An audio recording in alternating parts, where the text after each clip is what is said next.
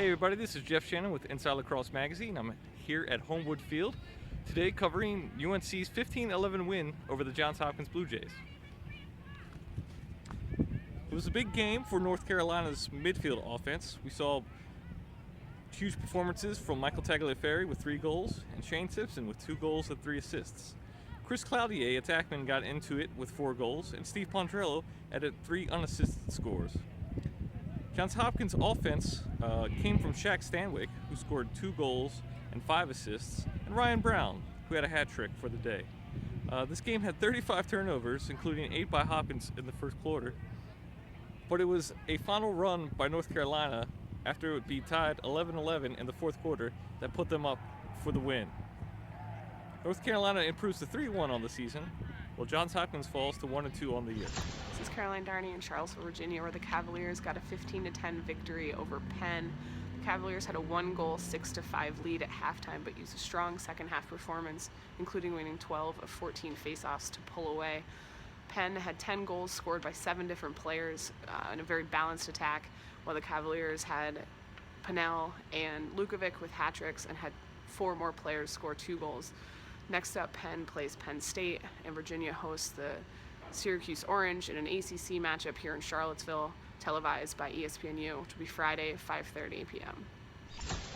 Welcome back to the IL studio. I am Terry Foy, joined by Jeff Shannon. And in the lone top 10 matchup of the week, number 7, Yale, upset number 4, Maryland, 8-5 in New Haven, Connecticut on Saturday afternoon. And it was a impressive revenge-level performance for Andy Shea's squad as they got back a little bit of last year's first-round NCAA tournament loss, which occurred in College Park, 8-7, and ended with a controversial goal. Attackman Ben Reeves led Yale with 2 goals and an assist. Michael Kesey, midfielder, had 2 goals as well. Jeff, what do you think was the most significant outcome or significant factor in the outcome of this game?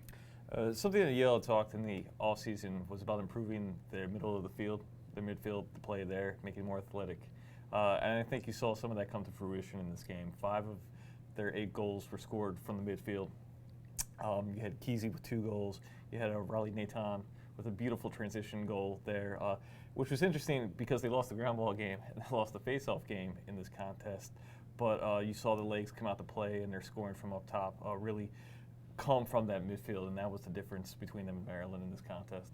And the Terps were limited to 3 goals in the first 57 minutes of this outing. What do you attribute the Terps' offensive struggles to? A couple different things. They have a situation right now where Matt Rambo is playing X for them. It's not the ideal position for him. He's smart. He's has great intelligence there, but they could probably use someone who's a little faster dodger from there. And more perfectly, Matt would play above GLE, being a shooter, kind of ending those plays. He had 1 goal and 3 assists in this contest. I think an ideal Maryland offense would have him have 3 goals and 1 assist there. And then after that, you need to see more production from their midfield. Heacock today had 2 goals and an assist, but West, Cole, and their transfer Young, highly talented transfer, didn't score a goal today. They got to get some better production from those guys. Really impressed by Colin Heacock. He looked like a guy who was able to win his matchups consistently, particularly dangerous towards the end of the game. But getting back to Yale and the Ivy League, when you factor in a top 5 win for the Elis as well as number 8 Browns' 16-14 win over Stony Brook, how do you feel like this, or what do you feel like this says for the top of the Ivy League? Top of the Ivy League is going to be very competitive. We always see that within it. But I think what's nice to see is they just won't be competitive with themselves. There's some real national powers in this crew, and they're going to be very legitimate powers. You see Brown building around offense. Yale, we talked about their athleticism in the midfield, but it's really their defense that's going to set them apart in that league. And then even teams that we saw a close loss by Princeton today, a close win by Cornell, it's going to be very competitive, but it's not going to be, oh, they're just playing themselves. It's going to be, oh, these guys could really challenge for national recognition. Dan Abram for Inside Lacrosse here at Johnny Unitas Stadium, where I just saw Towson defeat Georgetown 10-7. It was a great day for the Tigers. They jumped out to a 6-1 lead late in the second quarter before Georgetown scored 3 goals to rally some momentum going into the second half. However, in that second half, Georgetown really couldn't get it together. They only managed 1 goal in the third quarter and scored 2 goals in the final minutes, but by that time, the game was out of their reach. It was a great day for Towson's Ryan Drenner. He had a career high in points with 4 goals and 3 assists. Joe Sider scored twice as well for the Tigers, and Ian Kirby pitched in 2 goals on Man Up. For Georgetown, it was a great day for Daniel Baccaro, with the freshman scoring 3 goals.